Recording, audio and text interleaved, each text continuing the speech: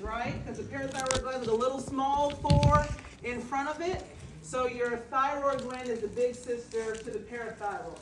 So we're going to talk about both. But your thyroid, like Malik and all of you said, is responsible for metabolism in the body. It helps with growth and development. It helps with regulating temperature. It also produces the hormone calcitonin, which helps to tone down the calcium. So we'll talk about all that here shortly. And then the parathyroid glands are going to help with function and control of calcium. So the thyroid glands are pretty important. This is just a visual so we can see we're giving our patient these meds, but what exactly are we doing when we're giving it to them?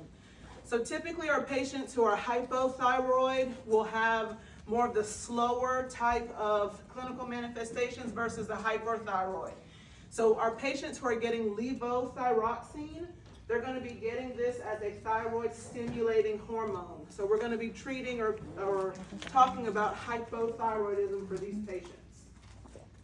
So your book has a table that has all of the different thyroid type drugs and all those drugs that affect the thyroid gland. So I would look at those, but the one that we're going to look at the most is going to be levothyroxine. So if you see the medication comes in micrograms, which is a typical dose for levothyroxine. So it comes as a measurement, the dose is in micrograms. So it is for replacement of hypothyroidism, or when you have suppression of TSH, which you'll get all that good stuff when we go over endocrine, while we go over it, but when endocrine is gone over with you, in patho. So the thyroid replacement hormones, they are going to increase the metabolic rate of those body tissues. They're going to increase O2 consumption, so that way, go ahead, Malik. When you say thyroid replacement, are you saying that they just do what the thyroid is supposed to do? So levothyroxine is going to act like the thyroid stimulating hormone. Very good, good clarification. So these meds are going to help increase all of those actions. So they're indicated for replacement therapy in hypothyroid states. A form of hypothyroidism that you'll learn is myxedema coma. So a lot of times those are recommended for those patients. And then also for a lot of types of cancers that have to do with the thyroid gland, the different variations, those patients are also on thyroid replacement therapy. Because it helps with increasing metabolism, some people have used this as a weight loss drug, and it should not be used for weight loss. There is a box warning on the dangers of that, because your patient can go into cardiac arrest if they're using it for weight loss therapy. So these meds are pretty well absorbed through the GI tract. They are best absorbed on an empty stomach. Typically, these meds are given in the morning, before breakfast, like 30 to 60 minutes before breakfast when we don't have anything else on our stomach, and we are not combining these with other medications. These meds also remove the iodine from the thyroid hormone, so that is what deiodination is. So when we give these drugs, most of them are going to be eliminated in the kidney, but some is still eliminated in the feces. If you have a pregnant patient and they're on levothyroxine, we are not stopping that medication. The medication has been known to not cause harm to the fetus, and typically instances of pregnancy verify the need for levothyroxine or for or for thyroid replacement. So these are one of those drugs where we're not stopping it if your patient is pregnant. Now when they're lactating, that's different. The fetus versus the born baby that is now lactating, they can't handle the effects of the drug. So then the medication is altered, but it's never abruptly just discontinued. We want to caution these in older adults because they typically need a lower amount for euthyroid. What does euthyroid mean? What do y'all think that means? Use your med terms. What is euthyroid? Normal thyroid levels, yes. So they need a smaller dose or less dose to maintain euthyroid. So these medications, their adverse effects, a lot of them are going to be rooted in the central, the cardiovascular system. These meds also can cause bone marrow suppression, but these are more the Parathyroid meds. So this picture is for both your thyroid and parathyroid meds. So don't just focus on that picture for only your thyroid drugs. You definitely want to check your patient's thyroid levels pretty periodically. You will learn about TSH, T3, T4, and patho, but those are the labs that you would typically check for those patients. And again, if we're giving medication to help with hypothyroidism, we want to monitor for symptoms of hyperthyroidism because we could overcorrect. Yes? You can have a tolerance for it because I don't know that. Not that, so it depends, it's going to be dose dependent. So typically when you're getting those labs and stuff assessed, that's not going to be the physician or the advanced provider will adjust it based on those levels. But if you do not have also low function, you can register the function, so you stay in the same dose. They can titrate the dose up as well. So the dose can be titrated up because it starts usually like at 12.5 or 25 mics. It goes down only if you are having like if you're in a hyperthyroid state, then they'll have to adjust it. But really, before they adjust it, they're going to try to figure out what's causing the hyperthyroid state. Because it's more than just too much thyroid stimulating hormone, take you off the med. What could be causing that to happen? It's a good question. All right. So the oral forms are taken on an empty stomach 30 to 60 minutes before breakfast with no other meds. And if your patient is on anticoagulation therapy, typically they will reduce the anticoagulation drug and still check the labs for that patient because there's increased effectiveness when these meds are combined with your anticoagulants. Which would be what? What are your anticoagulants? Warfarin, heparin, and enoxaparin. Okay. What else? Apixaban? Yeah, Apixaban. I'm just checking. Okay. All right. So levothyroxine can come IV or PO. Your PO is going to have a slower onset of action, but your PO is typically what your patients are taking at home anyway. IV is not usually given very much. There has to be a instance of like severe myxedema coma or something like that for your patient to be on IV, and that will be done in a healthcare facility, not necessarily at home. So the duration, as you can see, is 1 to 3 weeks. So this is why we are not just taking our patient off of this medication, because most of your endocrine meds, because we're talking about the endocrine system, we're talking about hormones, most of those meds are going to have longer durations in the body because they're trying to mimic what should already be there. So with these meds, we're going to assess for allergies and we're going to check skin on your patients. Patients who have hypothyroidism tend to have like more dry, kind of brittle skin. So skin assessment is very important for those patients. You want to educate them on when to take the medication, on what to combine the medicine with, which there's going to be nothing. And then you want to make sure that you're monitoring for the response once you start the med. How do I know that my medication is effective for my patient who's taking levothyroxine? Metabolism works better. Okay, so increased metabolism, what else? The labs, TSH, T3, T4, those types of things. Do they, it's been 3 weeks, they've been on the med, does their disposition look different? Do they no longer look like they are always fatigued and those kinds of things? So yes, very good.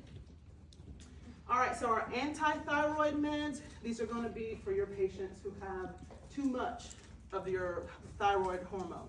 So these meds are going to block the production of the thyroid hormone, and they're going to treat hyperthyroidism. So these are going to be your thiamides. So even though polythiuracil, PTU, is the prototype drug for that, we don't always use that drug. It has a lot of, it does have a lot of side effects. So methimazole, which is tapazole, that is our drug that we'll focus on for the most part. But the medications are going to do the same thing because they're in the same class. So these medications are going to block that conversion of T4 to T3, which helps with decreasing that instance of hyperthyroidism. These meds are well absorbed from the GI tract, and then they have a quicker onset of action, But typically for these meds, we're going to be careful with our pregnant patients because of the effect that it can have on the fetus. So it's different than your levothyroxine. All right, so methimazole is the med that we're talking about as the drug of choice. This medication, like it says, it's going to help block those T3, T4. And methimazole is stronger than PTU, which is the prototype in that class. But PTU has a lot of side effects, so a lot of times we just don't give that medication. One of the big adverse effects of tapazole or methimazole is peripheral neuropathy. So you want to assess your patients. What do you want to assess with your patient who has peripheral neuropathy? So if they have diabetes, they probably would have peripheral neuropathy. But so sensitivity, what else? Sensation things, right? So if I have peripheral neuropathy, I'm thinking about sensation. So you want to monitor your patients for peripheral neuropathy and what goes along with that assessment. These meds also require you to monitor for bone marrow suppression. So what kind of meds will we avoid for these patients, or caution, or be kind of monitoring more if they're on what kind of meds?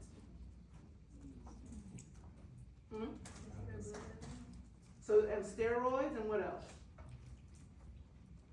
What else could cause a lot of bleeding? Our anticoagulants, yes. So our GI effects on this medication are also another kind of side effect that we use or that we monitor for our patients. If your patient is taking this medication, and I know, like I said, I know I'm talking a lot about patho, but a lot of times your patients who have issues with their thyroid, a lot of times this is surgery related too. So you'll talk about that, so you want to just be aware of getting a good health history on your patient. So methimazole, like we said, is used for hyperthyroidism. Unlike levothyroxine, it's only given PO, not IV. And so then here are your adverse effects. So that paresthesia, you want to monitor that for your patient. Bone marrow suppression is another one. And then those are kind of the big ones that you want to look for. But you have to know if it's neuropathy or paresthesia, I'm thinking about sensations, that kind of thing. So even though you know the adverse effects, can you identify what that looks like in your patient? Go ahead, Lisa.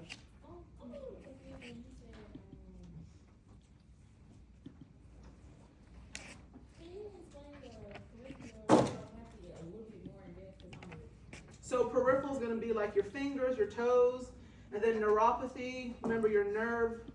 Did you have so you're talking about your nerve sensations, right? So things like, so a lot of times we think about our diabetic patients. They can't usually, we do a skin assessment on them because they can't feel a lot. I saw the light bulb. Okay. Yes, does that answer that question? So the sensation in the fingers and the toes, so if I cut my finger and I have peripheral neuropathy, I might not know I have a bleeding finger because I can't feel those nerve endings. Madison, did you have a question? Oh, that's okay, it's in your book. It's your prototype drug, so it's in the book. Go ahead. So thyroid storm, y'all gonna talk about that in patho. So I'm not gonna go into it, but I promise you, you will get it all in patho. But that and myxedema coma, those are like the extremes of your hyper and hypothyroidism. So you'll get that. Did anybody else have their hand up? No? Okay. So that's not in there, but this is in there. So I just used a picture, but then I just copied and pasted the drug card in your book, from your book. All right, so your parathyroid glands. You know I have been saying it since we started class, but you will get this more in patho. Your parathyroid glands, what you need to know that they're going to help regulate your calcium levels. They regulate calcium levels either through bone, kidney, or intestine absorption and changing vitamin D. So you will get all of that pretty soon. But your parathyroid glands, we are concerned with calcium levels. So because your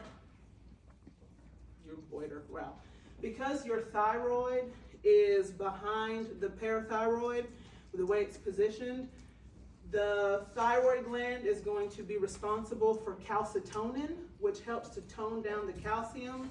which is what the parathyroid glands are responsible for. So remember, your thyroid is your big sister, and it's telling the parathyroid, calm down with that calcium. So parathyroid glands, we're looking at calcium levels for your patient. So our anti-hypocalcemic meds mean that I'm trying to decrease, I'm trying to manage hypocalcemia in our patients. So the one that we're looking at is calcitriol, and that is also in micrograms. So that's another med that's measured in micrograms for your patient. When we have patients with hypocalcemia, this is an anti-hypocalcemic agent. So calcitriol is a synthetic form of vitamin D, which vitamin D has a role in the formation of calcium. So that's what this medication is. Calcitriol is basically a synthesized or synthetic form of vitamin D. Go ahead, Dee, did you have a question? You said yes or no? Yeah. Okay. For the previous one, so you're just saying that the thyroid gland is responsible for telling the parathyroid to lower calcium by releasing the calcium? Yes, so just the only thing we're worried about with the parathyroid gland is that it's going to regulate the calcium levels. Okay. Yes. That's all I want you to worry about right now. For that, you will get into the patho of it later. Okay. So we're not going to get into that today because we will literally be here all day if we did that. Which I did teach endocrine and patho before. So I mean, I could go there if you want me to. No? Okay. I will not. You're good. All right. So like we said, calcitriol is a synthetic form of vitamin D. So this is going to be for management of hypocalcemia and to reduce those parathyroid hormones. So I'm going to tell y'all, when you're studying, especially when you're studying the thyroid meds and the parathyroid hormones, you need to make a chart or make some kind of Venn diagram. Because if you just try to read it off your paper, you're going to get confused. So just try to find a way to differentiate the two. Okay. All right, so these meds are typically well absorbed. The half-life of these meds is a little bit, it's not like super long, but it's not short either. But it's active, so that vitamin D is active for 3 to 5 days. So you don't want to use with those who already have hypercalcemia or who have vitamin D toxicity, because you're going to make it worse. Calcitriol is associated with hypercalcemia in kids. So if the baby's breastfeeding, we are not giving this medication. You want to use it in caution with those who have kidney issues or kidney stones. Why? Because it will make it worse. Right, so you're going to learn that kidney stones, the most common kind, are calcium. You already took A&P, you know this. All right, so you want to use in caution with those patients who have kidney or a history of kidney stones, because you don't want to increase the calcium. All right, so the adverse effects of these drugs, what organ do you think we're going to be most concerned with? The kidneys, right. And so we're going to talk about some of those adverse effects, but we also have other electrolytes that we're going to look at. So the most common adverse effects of these drugs, for some reason there's just like metallic, nasty taste in the patient's mouth. So that's one of the more common side effects. There could be a risk of hypocalcemia if we stop the therapy. So that's why we don't just abruptly discontinue the medication. So if you stop the therapy, you can revert or you can do more harm to your patient than you were intending to do for them. Hypermagnesemia increases if your patient takes a magnesium-containing antacid, which we've had those already. So what is, did somebody have their hand up? No? Okay, all right. So what are our signs and symptoms of high magnesium in our patient? It's a deep vein. Deep vein. Hypermagnesemia. Isn't it deep? Everything is slow, right? Everything is slow with hypermagnesemia. So everything is slow. With hypo, everything is more excitable, right? Everything's excited because of those neurons. So that's something that could happen if your patient is on a magnesium type antacid. Where have we seen cholestyramine? Where have we seen that drug before? The lipid. So the lipid lowering medications, good. So that's Questran or cholestyramine. That you said, So see how these are all kind of coming back right? They're all kind of coming back. And then we'll talk about digoxin next semester, but digoxin toxicity can happen with hypercalcemia. All right, so this is our drug card for this medication. So if we have a patient who is on this med and they all of a sudden develop hypercalcemia, what are we going to see? Hyper, isn't it? Notice hypo. Hold on, give me a second. Type it in. Yes, muscle. Hypercalcemia. Oh, we can use the muscle. Stones, bones, groans, and moans, right? Kidney stones, right? They have more risk for kidney stones because the calcium is up. They have more risk for painful bones because of the remodeling with the calcium, right? The bones don't remodel as well with calcium. They have constipation because of the effect of calcium in the GI tract. And then they have altered mental status because of the calcium, how it affects the neurological system. So if I stop the medicine completely and I say I don't want to be on it anymore, you're giving it to me and now become hypocalcemic. What am I looking at? What does my patient look like? Right, cats. Right, so they're having convulsions, arrhythmias, tetany, spasms, or seizures, right? So they're going to have that Trousseau, Chvostek, that kind of thing. So just because you're giving the med, if you don't know the reason behind your adverse effects, you have to know what to explain to your patient. Okay? Does that make sense? Okay. Any questions? Y'all still with me? Sort of, kind of? Okay. All right, so our anti-hypercalcemic meds, these are used to treat too high levels of calcium. So calcitonin is going to be the drug of choice for this. Remember, calcitonin tones down the calcium. It's calcitonin. I'm toning it down. So the med that's available is going to be calcitonin salmon. And I don't say salmon, but I think the L is silent. So I say calcitonin salmon. That is the drug of choice for this class. So remember, we're talking about hormones. So this hormone is going to inhibit bone reabsorption in your patient, which is going to help lower that serum calcium level. What do you think you want to ask your patient if they have an allergy to on this med? Salmon. Do you have a fish allergy? You have an allergy to salmon or something like that? So you want to ask them about their allergies when they're on these medications. These drugs are pretty well metabolized in the body, and then because this medication is available as a nasal spray as well, you want to monitor for any reactions that could be local. Most of the times, your medication is going to be given IM, but mostly it's going to be sub-Q. And so that's for Paget's disease, which is a musculoskeletal disorder that we'll talk about in musculoskeletal and patho. But most of your treatment or most of your indication for this med has to do with a musculoskeletal issue. So that's why these medications are given.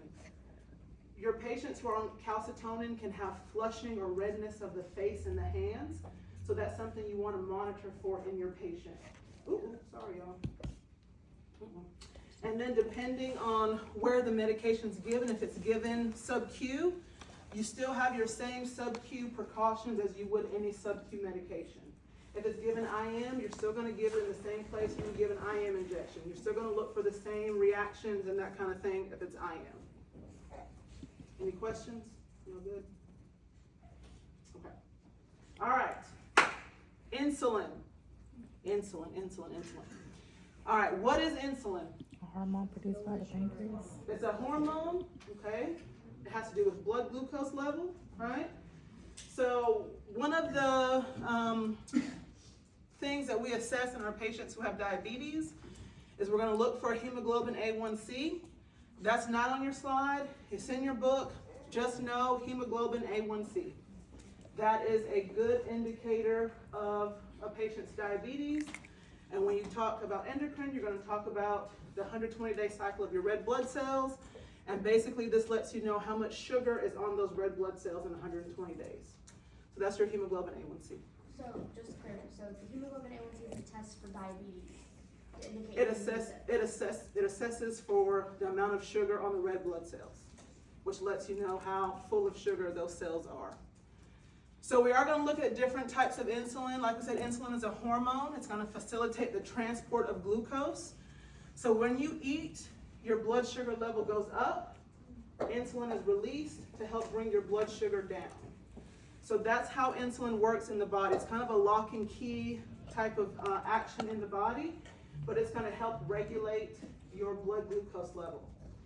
Insulin can also help shift potassium, so it can move potassium from outside of the cell back to inside of the cell. So sometimes insulin causes hypokalemia, okay? All right, so this is, like I said, this is basically what we talked about. The only thing we haven't talked about are these incretins. And no, it is not like an alien or something. Incretins are peptides that are released in response to food. So your insulin is also going to work on those peptides. So you do need to know what incretins are, because when we talk about the oral meds, those are going to be important. Your patients who have type 1 diabetes, they have total destruction of those beta cells. So those patients do not have any insulin that can be secreted. So those patients have to get exogenous insulin, which is insulin from where? From outside, right. So they have to get an outside source of insulin. Your patients who have type 2 diabetes, they can still be on insulin, but they also can take oral because they still have a little bit of help in those beta cells. We can also use insulin for patients who can't manage their diabetes on oral meds, DKA, and for hyperkalemia. And then anytime a diabetic person is under a lot of stress, like they're in the hospital with an infection, a lot of times we will give them insulin to help decrease that blood glucose level, because you want very tight glycemic control under stress situations. So box 38.1 in your book, it's going to give you the different mechanisms and things for insulin, but you also need to know what hypo and hyperglycemia look like in your patient. If we're given medication to manipulate the blood sugar, you need to know what you're looking for in your patient. All right, so we have 4 types of insulin, or 3 types of insulin. We have short-acting, long-acting, and intermediate-acting. Do you need to know this? Yes. You need to know the onset, the peak, and the duration of those insulins. Typically, we do not have to learn those, but insulin is different because depending on what kind you give will determine if you need to check your patient's blood sugar. So you need to know which one works the quickest, which one lasts the longest, and how long that insulin lasts. Your Lispro is going to be your fastest insulin, and that one, it will basically start doing its thing within 15 to 30 minutes. And then the peak is a little bit short of 2.5 hours. Regular insulin is what we typically will give IV. If any insulin needs to be given IV, it's only going to be regular. We're not giving any other insulin IV other than regular insulin. And then your long-acting insulin, which is your Glargine or your Lantus, that one is usually given once a day, or it can be given every 12, but typically it's once a day. And so it is released a little bit throughout the 24-hour period. So that's your long-acting insulin. So you do need to know the types, the onset, the peak, and the duration of those.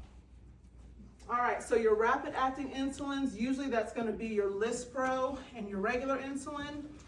Because we are giving insulin to our patients, they're mostly sub-Q, except for regular, which is going to be IV. So you always want to teach your patient what to look for if the blood sugar is low. Do you think it's easier to manage a low blood glucose level or a high blood glucose level? Hello? High. I said low. Because you can give something for your patient to help bring the blood sugar down. You can give them insulin. If your patient's blood sugar is low, does your body need energy? Does your brain need glucose? Just give them orange juice. Give them orange juice. What if I'm unresponsive? Just make them open their mouth. Aspirate me. Yeah. Okay. Right. So it's easier to treat a high blood sugar than it is to treat a low blood sugar for your patient. So what does low blood sugar look like? What does hypoglycemia look like? Confusion. Huh? Sleeping. Low. Low energy. Okay. What else? They could be dizzy. So the number I want you to remember for a hypoglycemia number is 70. If your patient's blood sugar is 70 or less, that is considered hypoglycemia. Okay? So hypoglycemia, so why is there only one adverse effect for insulin? Why is hypoglycemia our adverse effect? Why do y'all think? Because it's a hormone, right? It's a hormone that's naturally found in the body. Insulin? No? Could you So, rearrange? so the biggest adverse effect of insulin is going to be hypoglycemia. So you're not going to have all these other adverse effects like you would for every other medication because we're affecting the blood glucose with your patient. You could have the potassium issues, but that's about it. We're thinking about hypoglycemia for these patients. So if the blood sugar is low, my patient might be sweaty, right? They might feel cool to touch. They might have altered mental status, that kind of thing. So one of the things that I learned in nursing school was cold and clammy, give them candy. Hot and dry, sugar's high. So that was a way for me to kind of remember the person who has low blood sugar, they're going to be really diaphoretic because we're blocking the sympathetic nervous system. Okay? Y'all still with me? Kind of, sort of? A little bit? It's okay. It's okay. All right. So, hypoglycemia, that's the main adverse effect, but cold and clammy could also. Cold and clammy is hypoglycemia. So you need to know what it looks like. Right. Correct, correct. You need to know what hypo and hyper look like. All right, so you can mix some insulin together, but you typically are only mixing the regular insulin and NPH. Destiny, did you have a question? Yes. What were the other things you said? Oh, hot and dry. Okay. Yeah, sugar's high. But your book has the whole chart. So I just didn't want to put the whole chart in there because it would be kind of small. So you can give your patient 2 types of insulin, and sometimes that's ordered. But typically when you do that, you're going to draw up the clear insulin first, and then the cloudy insulin second. Does anybody kind of want to take a guess as to why we would do clear to cloudy? I saw your hand, Stephanie, was first. Because if you already think how long term, Mm-hmm. don't have a problem like you contaminated by. Okay, so you're thinking on the right track. You can see with drawing up the regular insulin, you can see your dose, and you can get that accurate number because you might give 6 units of regular and 10 units of NPH. Don't have a problem with contaminated because Mhm. contaminated clouds. Mhm. But if you're not contaminated, long acting depletion in regular, not taking regular. Good, yes. So basically it has to do with contamination. If I'm going to draw up my regular insulin first, I'm going to have a better chance of not putting that other medication into the other vial. But then the reason you want to drop the clear first is so that you can check, you can make sure your dose is accurate. So if you have a cloudy thing that you drop first, you can't see all the air bubbles and all that kind of stuff, so you could overdose your patient. Go ahead, Lily. Is the, I don't know if the density or the viscosity also different when you draw it up? That has to do with the cloudiness of it, yeah. Yeah. Okay. So what are we going to do for our patient? What are we going to assess on our patient? Their blood glucose level. What else might you want to assess? You could assess skin. What else? What else would you? What lab would you want to look at? You could. A1C. You could look at that. But what would be more dangerous? What would kill my patient first? Hypo what? Hypoglycemia. And you said that one, the blood sugar. The potassium, you want to assess the potassium on your patient too, right? Because their potassium is already 2.2, and I'm giving them 20 units of insulin, might not be a good thing. Could you explain why would you care about this? So what does insulin, remember insulin brings the blood sugar, insulin brings potassium into the cells. You just, I sure did. so hyper. So we can give it if our patient's hyperkalemic, but we have to watch out for hypokalemia, because we don't want to draw too much potassium from the extracellular into the cell. So like basically overcorrecting. So insulin naturally will bring potassium into the cell. That's just the mechanism of action then of insulin. So it helps to shift the potassium back into the cell through the receptors. Yes. So that's what you're talking about. Mhm. So the glucose transporter with the glucose in the blood, Mhm. and there was the insulin connect with the receptor in the Mhm. neutral, and the glucose transporter open the glucose to go inside the cell. It transported the potassium together. That's why. So it doesn't necessarily do it together. They're not working they're not doing like synergistically. They're acting like two separate ways. So the glucose is being affected, but the potassium is also being affected. So the potassium goes in. Correct, the potassium is gonna go into the cell. Mhm. Okay, so this is just telling you the different ways and methods that insulin has been delivered over the years. Most recently, people can take an inhaled insulin. So I know, pretty cool, right? Or is it? I don't know. So you can take an inhaled insulin, and then a lot of people now are having those insulin pumps, or the ones that you just kind of tap your phone on, and it kind of tells you your blood sugar and all that. So that's just something I needed to include because it was on the outline. Okay. All right, so let's say my patient has some functioning beta cells. Let's say they still can secrete insulin, but they're diabetic, and they need help controlling their blood sugar. We can give oral anti-diabetic meds to your patient to help them control their blood sugar. These are still things that are going to can cause hypoglycemia, but because we're giving them orally, it's not going to happen as rapidly as it would with your insulin. But you still want to monitor for it. So one of the first meds that was used for oral anti-diabetic management was a sulfonylurea, and glyburide is the drug that we're going to look at in this class. So they stimulate the pancreas to release insulin. So they're going to increase the number of insulin receptors to help bring the blood sugar down. So these cannot be used in type 1 diabetics who have complete destruction of their beta cells. So this is usually used in conjunction with diet and exercise. All of your oral anti-diabetic meds have to be used with diet and exercise for them to be effective.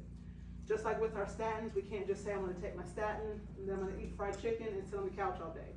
You still have to, exercise. You still have to eat healthier for the medication to be most effective.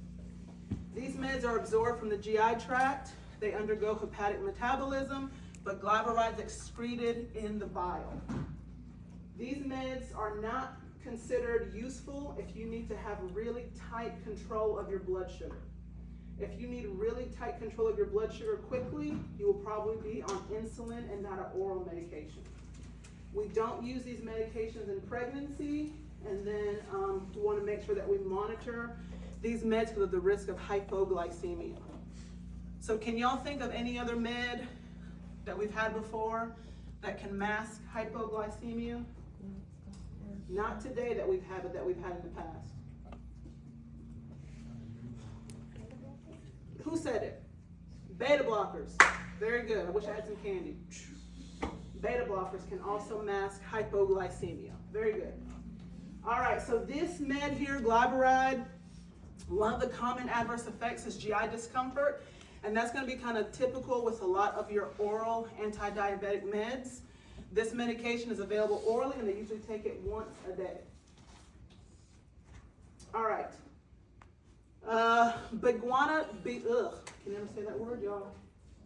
Biguanides, metformin, is a second drug that we're going to talk about, and this is typically the drug of choice for your type 2 diabetics. And then it also helps for women who have PCOS syndrome, or PCOS, polycystic ovarian syndrome. So this is also used for that treatment. So these meds are absorbed orally, excreted primarily in the urine, and these medications are going to decrease the production and increase of glucose. So they're going to work more in the liver, and they're going to help prevent that gluconeogenesis from happening in the liver.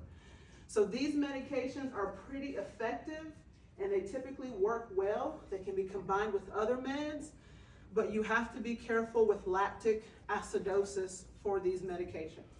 That is a big side effect of those meds. Can y'all think of some signs and symptoms of, okay, muscular pain, good. You didn't let me finish getting it out, but yes, muscular pain is one, very good. So some instances that may cause that, DKA, severe renal impairment, anything that's gonna kind of break down the lactic acid in the body. We wanna be really careful that our patient taking these meds, if they have any kidney issues, we wanna be really careful. Go ahead, Malik. I'm sorry, I don't mean to cut you off. Both of these drugs that you just talked about are anti-diabetics. All of the oral meds are anti-diabetics. So there's different ones that we can use to decrease the blood sugar for your type 2 diabetics. Okay. So these are different classes of the orals. So if your patient has kidney issues, especially if they have like renal failure, you want to be careful giving these to your patients. And then anybody who's going for a procedure that has to use contrast, they can get contrast-induced nephropathy.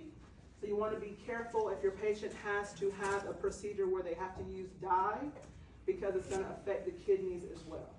So you caution that. And then this can also lower B12, and so this is going to be associated with some anemia symptoms. So we'll talk about that when we start talking about anemia and patho, but just know that vitamin B12 is associated with anemia, and metformin can cause vitamin B12 deficiency.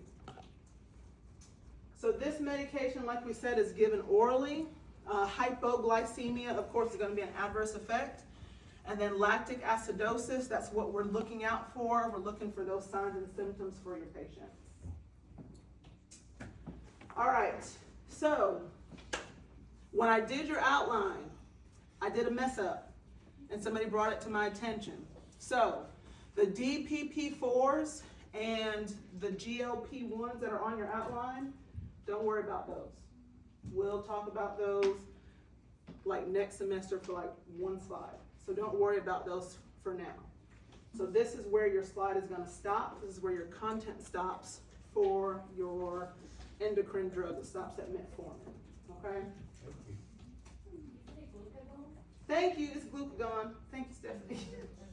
All right, thank you. So glucagon. Okay. I'm glad you said that, because that is important, because So y'all, Stephanie typically is kind of, she keeps me in line. Yeah. All right, so glucagon, whereas insulin is affected by beta cells, glucagon is affected by the alpha cells. So glucagon is going to do the opposite effect of insulin. It's going to make your blood sugar go up. So if my patient is hypoglycemic, I'm going to give them glucagon to help bring their blood sugar up. So this is why when we're talking about insulin and the liver and alpha and beta, they do different things. Alpha cells are going to be responsible for glucagon. Beta cells are going to be more responsible for insulin. So it helps the glycogen to move to help bring your blood sugar up. For these patients, you have to be really careful when you're bringing up blood sugar really quickly, because your patient can have instances of severe hyperglycemia. So sometimes you may have an order that says to give a certain dose of glucagon, so pay attention to how much you want to give your patient. The drug card, I didn't put the drug card for this because I don't think there's one in your book, but it talks about it. So this medication can be given IV, which is typically the preferred route for severe instances of hypoglycemia. You can give it sub-Q, but IV is going to really bring that blood sugar up really quickly. So if your patient's blood sugar is 22 and they're talking to you and you're like, your blood sugar is 22, you're talking to me. Why do I say that? Because that happened the other week with my patient.